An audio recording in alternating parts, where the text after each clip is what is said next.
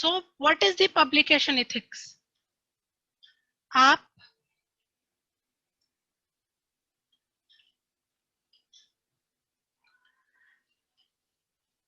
World association of medical editors, ये एक committee है।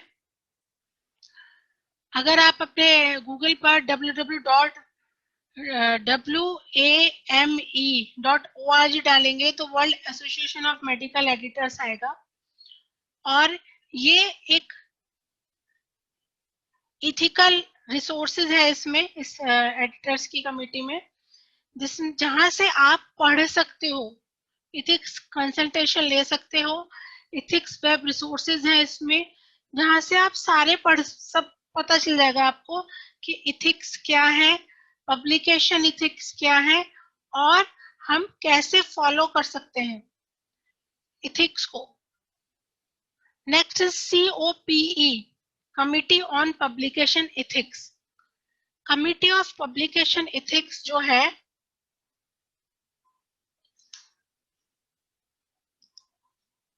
वो पब्लिकेशन इथिक्स के बारे में बताती है, उसकी कमिटी है, उसकी कुछ गाइडलाइन है।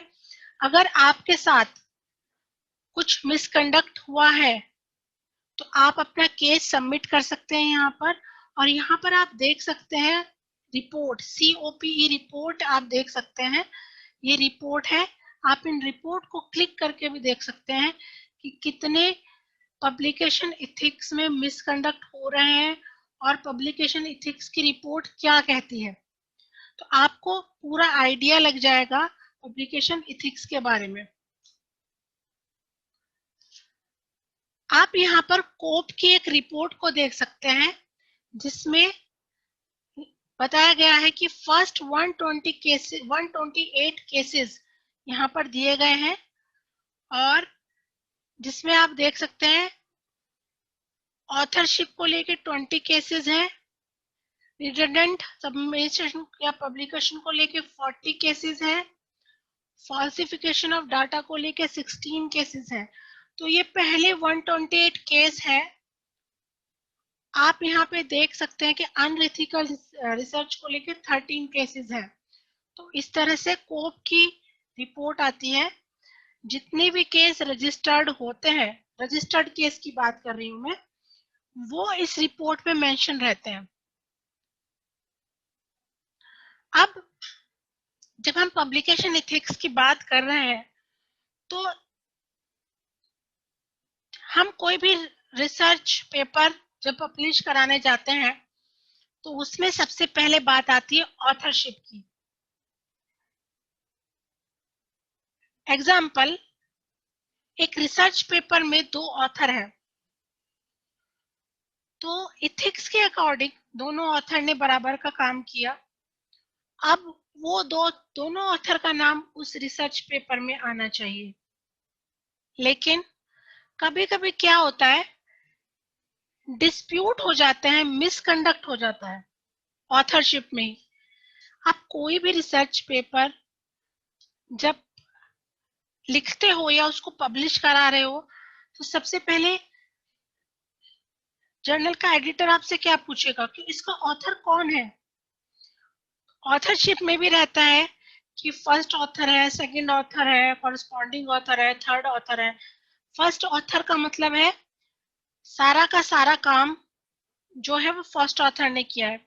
सेकंड ऑथर है, उसका थोड़ा सा कंट्रीब्यूशन है। थर्ड ऑथर है, उसको सिर्फ 20% कंट्रीब्यूशन है। या फोर्थ ऑथर है जिसका 10% कंट्रीब्यूशन है। और कॉरेस्पॉन्डिंग ऑथर क्या है? मेनली सुपरवाइजर, जिनके सुपरविजन में हम काम करते हैं, वो कॉरेस्पॉन्डिंग ऑथर रहते हैं। लेकिन अगर हम ऑथरशिप पे प्रॉब्लम करें या फिर ऑथरशिप में डिस्प्यूट आ जाए तो तब क्या हो जाता है, वो मिसकंडक्ट हो जाता है, वहां पे पब्लिकेशन मिसकंडक्ट हो जाएगा, अनइथिकल हो जाएगा। जैसे कि डिस्प्यूट क्या क्या आ सकते हैं, whether contribution was substantial, discuss authorship when research is planned, decide authorship before article is started. सबसे पहले आपके जो 2-3 लोग हैं जिनके साथ आपने काम किया है रिसर्चर्स, उनसे आप बात कर लीजिए और डिस्कस कर लीजिए ऑथरशिप की, फर्स्ट ऑथर कौन होगा, सेकंड ऑथर कौन होगा, थर्ड ऑथर कौन होगा, या कितने लोगों को इसमें लेना है, कितने लोगों का, कितने रिसर्चर का इस रिसर्च में रियल कंट्रीब्यूशन है, तो कोई डिस्प्यूट नहीं होगा। अगर ऐसा नहीं किया गया तो लास्ट में जब मैन्युस्क्रिप्ट प्रिपेयर हो जाएगी, मैन्युस्क्रिप्ट को आप सबमिट करने वाले होंगे, तब ऑथरशिप की प्रॉब्लम आती है। और फिर इस ऑथरशिप की प्रॉब्लम में कभी-कभी कुछ ऑथर सिर्फ अपना नाम डाल देते हैं और नाम डालकर क्या करते हैं, दूसरे के नाम को मेंशन नहीं करते, वो मिसकंडक्ट में आ जाता है, फिर ऑथरशिप अनएथिकल हो जाती है। सो 2 टाइप्स ऑफ प्रॉब्लम आती है ऑथरशिप में। सबसे पहले है गिफ्ट ऑथरशिप। गिफ्ट ऑथरशिप क्या है? Inclusion of authors who didn't contribute significantly to the study। मैंने सिर्फ ऐसे ऑथर्स का नाम लिख लिया जिन्होंने इस रिसर्च में, इस स्टडी में कोई भी सिग्निफिकेंटली कंट्रीब्यूशन नहीं किया है। ये गिफ्ट ऑथरशिप क्यों होती है? हियरार्की की वजह से या कलीग्स की वजह से। अगर आप किसी से कोई फेवर लेना चाहते हो, आपका कोई बॉस है या आपसे कोई बड़ी पोस्ट पे है, आप उनसे फेवर लेना चाहते हो, एक्सपेक्टेशन है, तो आप उनका नाम डाल दोगे बिना कुछ किए। आपने उनको क्या कर दिया? ऑब्लाइज कर दिया, उनको फेवर कर दिया। सेकंड है कलीग्स। आपके जो कलीग है, आपका उनसे इमोशनल अटैचमेंट है, पर्सनल रिलेशन है, आप सिर्फ उनके नंबर ऑफ पब्लिकेशन को इंक्रीज करना चाहते हो, तो आपने उनका नाम डाल दिया। तो यह है गिफ्ट ऑथरशिप। कोई कंट्रीब्यूशन नहीं है, फिर भी आपने उनका नाम ऑथरशिप में डाल दिया, उनको ऑथरशिप दे दी। सेकंड है घोस्ट ऑथरशिप।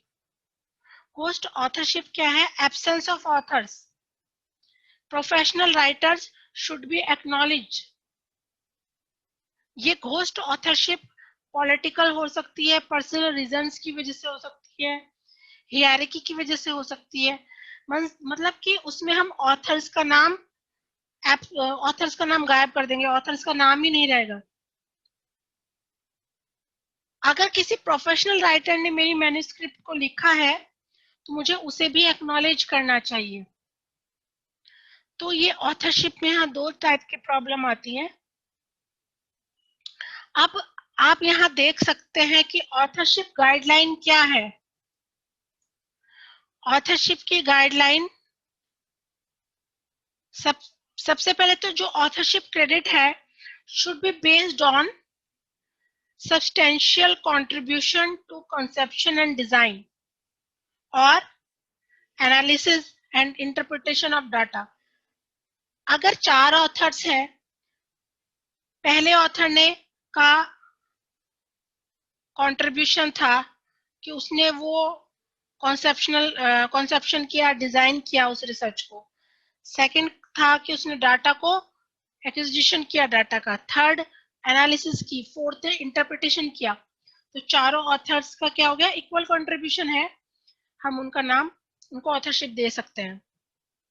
सेकंड क्या है? ड्राफ्टिंग द आर्टिकल और revising it critically for important intellectual content.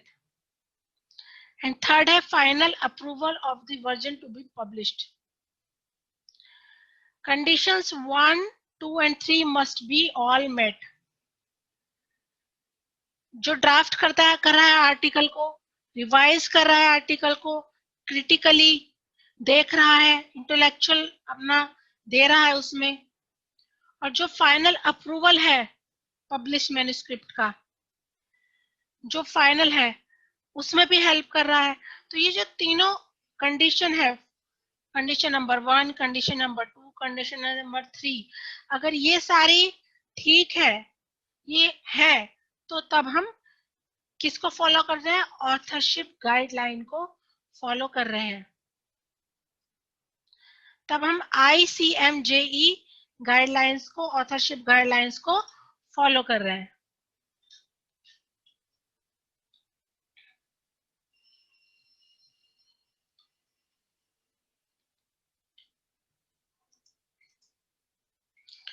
Next है व्हाट ऑथर्स थिंक। ऑथर्स क्या सोचते हैं? ऑथर्स कैसे काम करेंगे, कैसे हेल्प करेंगे?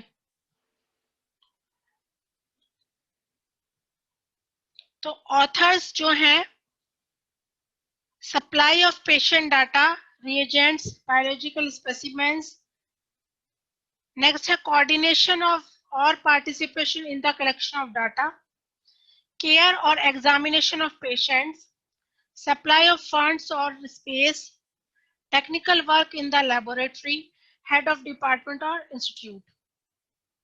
अगर इन सब में से है कोई, मतलब सप्लाई कर रहे हैं फंड्स की, स्पेस दे रहे हैं, टेक्निकल वर्क कर रहे हैं लेबोरेटरी में, जो हमारे पेशेंट हैं जिनसे हमें डाटा कलेक्ट करना है उनकी केयर कर रहे हैं, उनको एग्जामिन कर रहे हैं, सप्लाई कर रहे हैं पेशेंट डाटा को, या हेड ऑफ डिपार्टमेंट है, इंस्टीट्यूट के हेड हैं, तो तब हम, अगर वो हमारी रिसर्च में, हमारे वर्क में हेल्प कर रहे हैं इस तरह से,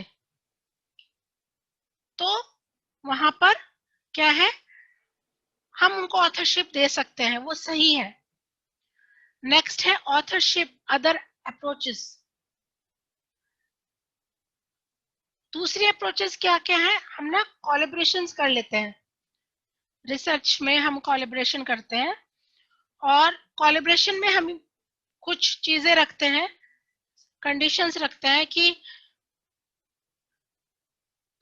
फर्स्ट पार्ट मैं अपने पास करूंगा अपनी लैब में, सेकंड पार्ट आपकी लैब में होगा। ये कोलैबोरेशन डिफरेंट इंस्टीट्यूट में हो सकता है, डिफरेंट डिपार्टमेंट्स में हो सकता है, डिफरेंट यूनिवर्सिटीज में हो सकता है, और अलग अलग कंट्रीज की यूनिवर्सिटीज में भी हो सकता है, अलग अलग रिसर्च ग्रुप में भी हो सकता है। जो कोलैबोरेशन है उसमें इक्वल होगा वो कंट्रीब्यूशन, टेक्निकली, और जो राइटिंग जब हम करेंगे, कम्युनिकेशन करेंगे, वो इक्वल होगा। तो वो क्या आ गया? वो कोलैबोरेशन आ गया। सेकंड है गारंटर्स। अब गारंटर्स क्या है? आपको फैसिलिटीज दे रहे हैं, फंड दे रहे हैं, स्पेस दे रहे हैं, तो वो भी आपकी रिसर्च में कहीं ना कहीं हेल्प कर रहे हैं, आपकी स्टडी में हेल्प कर रहे हैं, या एथिकल कंडक्ट ऑफ स्टडी में हेल्प कर रहे हैं, या रिव्यूअर्स हैं। तो ये ऑथरशिप के अदर अप्रोचेस हैं, ऑथर्स, कोलैबोरेटर्स, गारंटर्स, रिव्यूअर्स। अब है ओवरलैपिंग पब्लिकेशंस। ओवरलैपिंग पब्लिकेशन क्या है? कभी कभी डुप्लीकेट सबमिशन हो जाता है। मैंने एक जगह अपना पेपर सबमिट किया, वहां से उनका आंसर आने में, रिव्यू में टाइम लग रहा है, तो मैंने उनको बिना बताए वही पेपर, मैन्युस्क्रिप्ट का सबमिशन किसी दूसरे जर्नल में कर दिया। तो इसको क्या करते हैं? Duplicate submission. मैंने दो दो जगह सबमिट कर दिया अपनी मैन्युस्क्रिप्ट को। सेकंड है डुप्लीकेट पब्लिकेशन। मैंने एक ही मैन्युस्क्रिप्ट में थोड़ा बहुत चेंज करके दो जगह उसको पब्लिश करा दिया, तो वो डुप्लीकेट पब्लिकेशन में आ जाएगा।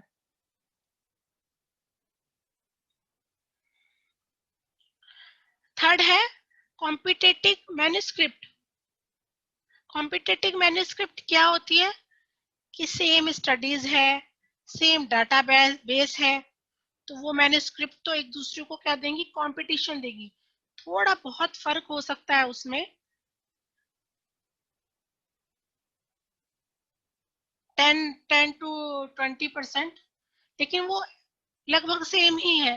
अगर हम एक मैन्युस्क्रिप्ट को पढ़ेंगे, दूसरी मैन्युस्क्रिप्ट को पढ़ेंगे, तो हमें लगेगा ये सेम स्टडी है, सेम डाटाबेस है। और फिर फोर्थ वन है सिबलिंग पब्लिकेशंस, एक जैसे पब्लिकेशन।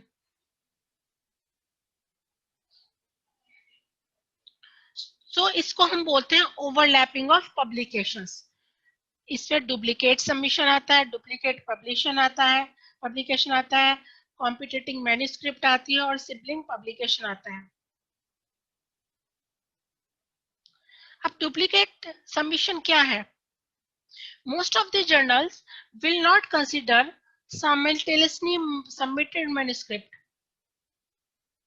बहुत सारे जर्नल्स साइमल्टेनियसली मैन्युस्क्रिप्ट, जो सबमिटेड मैन्युस्क्रिप्ट को कंसिडर नहीं करते हैं। सो इसमें पॉसिबिलिटी क्या हो जाती है? Possibility of unnecessary duplication of peer review and editing की पॉसिबिलिटी होती है, और potential for disagreement over right to publish among journals.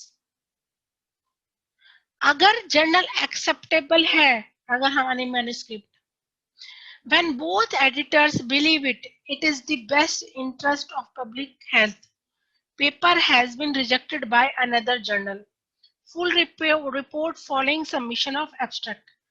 अब डुप्लीकेट सबमिशन में क्या आएगा?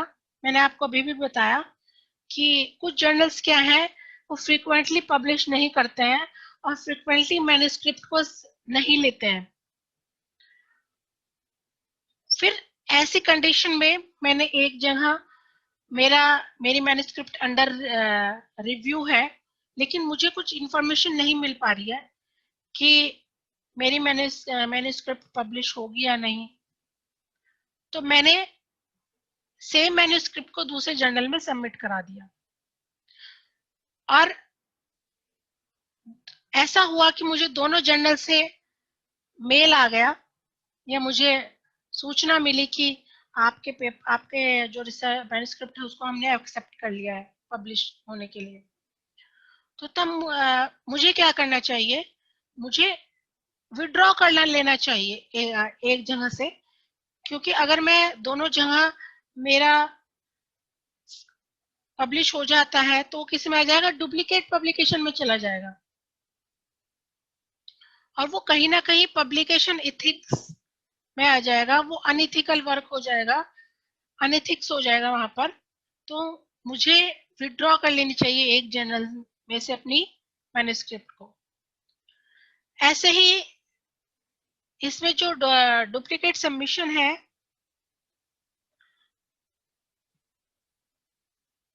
उसमें ये क्या है? रिडंडेंट पब्लिकेशन क्या है? Publication of paper that substantially overlap with an already published article। मैं उस पेपर को पब्लिश करा रही हूँ जो ऑलरेडी पब्लिश आर्टिकल है, वो उसके साथ वो ओवरलैप कर रहा है। तो इसमें अनइथिकल क्या है? सबसे पहले तो वेस्ट होता है टाइम प्री रिव्यूअर्स का और एडिटर्स का, रिसोर्सेज वेस्ट होते हैं, जर्नल के पेजेस वेस्ट होते हैं। फिर जो डिस्टॉर्ट एकेडमिक रिवॉर्ड सिस्टम है उससे डिस्टॉर्शन हो जाता है, कॉपीराइट का यहाँ प्रॉब्लम आता है, तो इससे हमें कोई बेनिफिट नहीं मिलता। तो इस तरह के पब्लिकेशन को हमें अवॉइड करना चाहिए। How wide spread is the problem? ये प्रॉब्लम कितनी फैली हुई है? जैसे कि आप यहाँ पे देख सकते हैं कि among 70 articles in among articles in 70, ये एक जर्नल था ऑप्थेल्मोलॉजिक जर्नल 1997 से 2000 के बीच में, इसमें 70 आर्टिकल्स ऐसे मिले।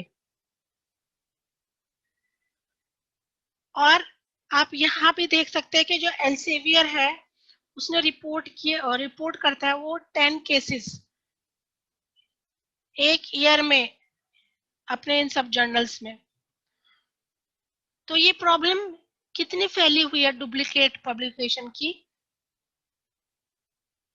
और इससे हमें एडवांटेज कुछ नहीं होता, सब डिसएडवांटेजेस भी होता है। अगर हम इस तरह के रिडंडेंट पब्लिकेशन करते हैं तो हमारे खिलाफ क्या एक्शन हो सकता है, एडिटोरियल एक्शन क्या हो सकता है? Promote rejection of submitted paper, हमारा जो सबमिटेड पेपर है उसका रिजेक्शन हो जाएगा।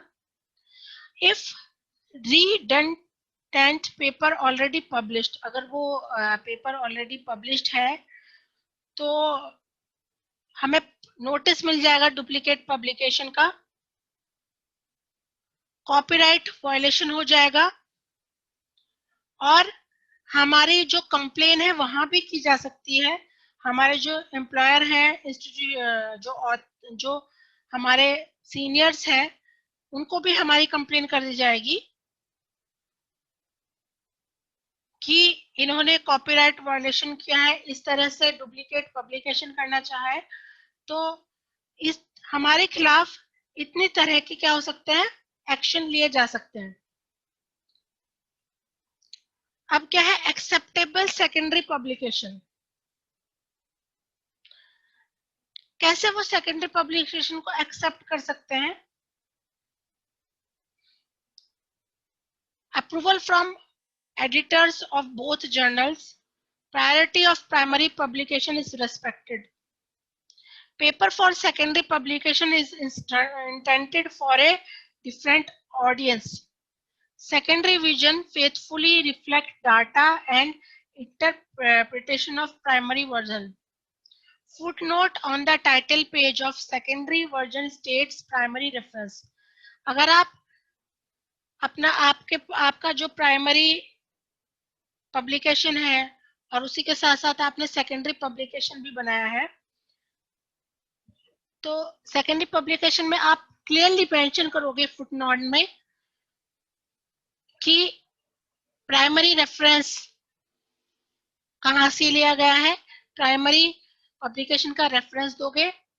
आप क्लियरली ये भी मेंशन करोगे कि इसका जो डाटा है या इसका इंटरप्रिटेशन है वो प्राइमरी जैसा ही है लेकिन हमने थोड़ा बहुत चेंज किया है इसमें। और आप ये भी बताओगे कि ये सेकेंडरी पब्लिकेशन है, ये दूसरी ऑडियंस के लिए है, डिफरेंट ऑडियंस के लिए है। आप प्राइमरी पब्लिकेशन को आप रिस्पेक्ट करोगे, आप उसको प्रायोरिटी दोगे।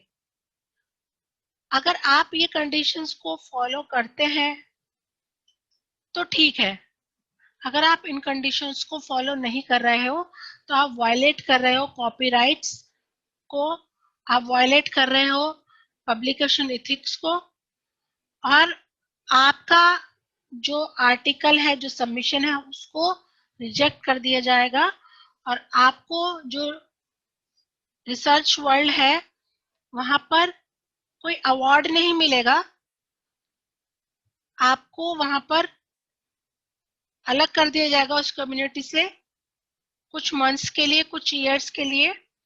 और आप अपना जो पेपर है अगर आप मैन्युस्क्रिप्ट बाद में कहीं पब्लिश कराने के लिए भेजते हो तो उसको भी एक्सेप्ट नहीं किया जाएगा। हम नेक्स्ट है कॉम्पिटिटिव मैन्युस्क्रिप्ट। कॉम्पिटिटिव मैन्युस्क्रिप्ट क्या है? Manuscript based on same study, same study पर बेस्ड है। डिसएग्रीमेंट ऑन एनालिसिस और इंटरप्रिटेशन। इसमें टू ऑप्शन हो सकते हैं। टू ऑप्शन क्या हो सकते हैं कि डिसएग्रीमेंट कर रहे हैं हम एनालिसिस पर या इंटरप्रिटेशन पर। टू पेपर सेम स्टडी से है, single paper with commentary, disagreement on method or result, publication refused until differences resolved। Publication को हम रिफ्यूज कर देंगे जब तक कि डिफरेंसेस रिजॉल्व नहीं हो जाते। अब सेम कुछ मैन्युस्क्रिप्ट सेम स्टडी पर हो सकती हैं और जब तक एक मैन्युस्क्रिप्ट में एनालिसिस या इंटरप्रिटेशन को लेकर डिसएग्रीमेंट है, दूसरे मैन्युस्क्रिप्ट में डिसएग्रीमेंट है मेथड्स या रिजल्ट को लेकर, तो ऐसी कंडीशन में पब्लिकेशन को रिफ्यूज कर दिया जाता है जब तक कि जो डिफरेंसेस है वो रिजॉल्व नहीं होते। अगर मैन्युस्क्रिप्ट सेम डाटा सेट पर है तो पब्लिकेशन में be justified if different analytic approach is used. अगर डाटा सेट तो सेम है लेकिन एनालिटिकल अप्रोच डिफरेंट है तो आपके मैन्युस्क्रिप्ट को एक्सेप्ट कर लिया जाएगा, जस्टिफाइड है वो। एग्जाम्पल, दो लोग कैंसर पर काम कर रहे हैं, एक ही प्लांट पर काम कर रहे हैं और कैंसर पर काम कर रहे हैं। इस कंडीशन में एक ही प्लांट पे काम कर रहे हैं लेकिन उनके कैंसर के टाइप्स डिफरेंट हो सकते हैं, उनकी एनालिसिस डिफरेंट हो सकती है। एक लंग कैंसर पर काम कर रहा है, एक ब्रेस्ट कैंसर पर काम कर रहा है, तो टाइप्स डिफरेंट हो गए कैंसर के। अब उन कैंसर में भी वो किस टाइप की एनालिसिस कर रहे हैं, सेल डेथ देख रहे हैं या फिर वो कोई और टाइप का एस्से कर रहे हैं, डिफरेंट टाइप का एस्से कर रहे हैं, तो वो क्या है, वो उनके एनालिटिकल अप्रोच डिफरेंट है, तो वहां पर मैन्युस्क्रिप्ट क्या है, जस्टिफाई हो जाएगी। अब है सिबलिंग मैन्युस्क्रिप्ट। सिबलिंग मैन्युस्क्रिप्ट क्या है, related paper submitted to different journals with no cross citation. एक जैसे पेपर सबमिट किए गए अलग अलग जर्नल में लेकिन कोई क्रॉस साइटेशन नहीं किया गया। और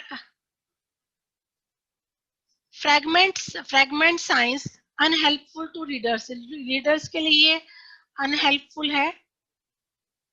journal instruct authors to provide relevant papers including in press and under review. Journals में मतलब ये सिबलिंग मैन्युस्क्रिप्ट क्या है, मैंने अपने एक जो मेरा वर्क है स्टडी को दो पार्ट्स में डिवाइड कर दिया और डिवाइड करने के बाद फ्रैगमेंट्स में उसको पब्लिश करा रही हूँ। अब जब हम फ्रैगमेंट्स में कोई स्टडी को पब्लिश करा रहे हैं, मैन्युस्क्रिप्ट को पब्लिश करा रहे हैं, तो फ्रैगमेंट्स में वो किसी को समझ में नहीं आएगा, वो अनहेल्पफुल हो जाएगा रीडर्स के लिए। और जो जर्नल है वो इंस्ट्रक्ट करेगा ऑथर को कि इससे रिलेटेड पेपर्स अगर वो प्रेस में है या अंडर रिव्यू में है वो उसकी इंफॉर्मेशन को प्रोवाइड कराए। सेकंड है good publication practice is to provide full citation, full disclosure, full discussion of authors related work। जब हमारी गुड पब्लिकेशन की प्रैक्टिस क्या है कि हम साइटेशन अच्छी तरह करें, हम ऑथर्स के बारे में अच्छी तरह बताएं, हम पूरा का पूरा मेथड को अच्छी तरह डिस्क्लोज करके लिखें। ये गुड पब्लिकेशन हैबिट है, लेकिन हम इन सब हैबिट्स को फॉलो नहीं करते हैं। हम ऑथरशिप रूल को वायलेट करने की कोशिश करते हैं, हम डुप्लीकेट पब्लिकेशन करने की कोशिश करते हैं, डुप्लीकेट सबमिशन करते हैं,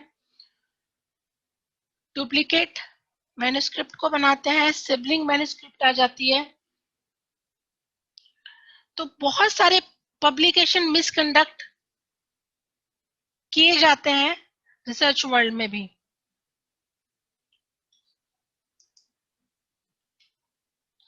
प्रिवेंशन, अब हम इनसे कैसे बच सकते हैं।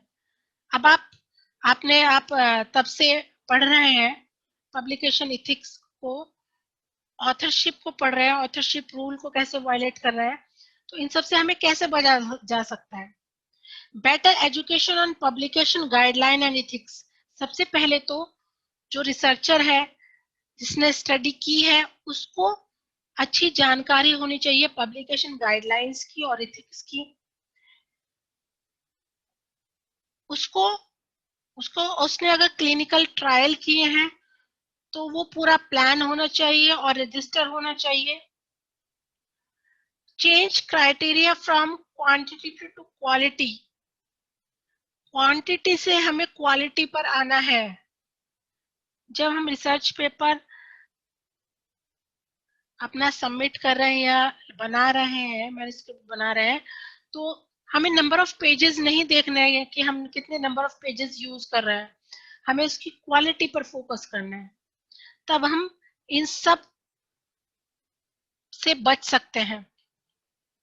Ethical responsibilities of editors and reviewers. अब एडिटर और रिव्यूअर्स की भी एथिकल रिस्पॉन्सिबिलिटी है। वो कॉन्फिडेंशियलिटी को बना के रखें, मिस एप्रोप्रिएट और आइडिया को, जो आइडियाज है, टेक्स्ट है, उसको मिस एप्रोप्रिएट ना करें,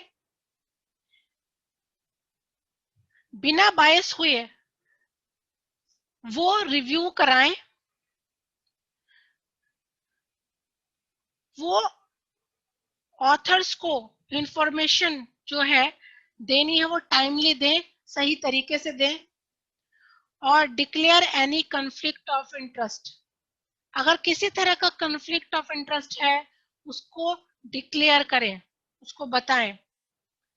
क्योंकि कभी कभी ऐसा देखा जाता है कि जो एडिटर्स हैं जर्नल्स के और रिव्यूअर्स हैं वो भी अनइथिकल करते हैं, वो कॉन्फिडेंशियलिटी को मेंटेन नहीं करते हैं, वो आइडियाज और टेक्स्ट को चुरा भी ले सकते हैं, उसका गलत यूज करते हैं, वो बायसनेस शो करते हैं।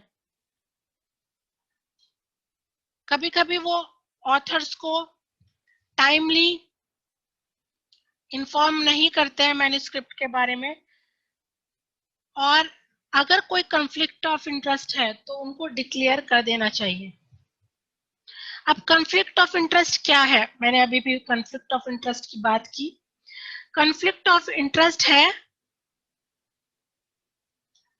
Financial relationship, personal relationship, academic competition, intellectual passion.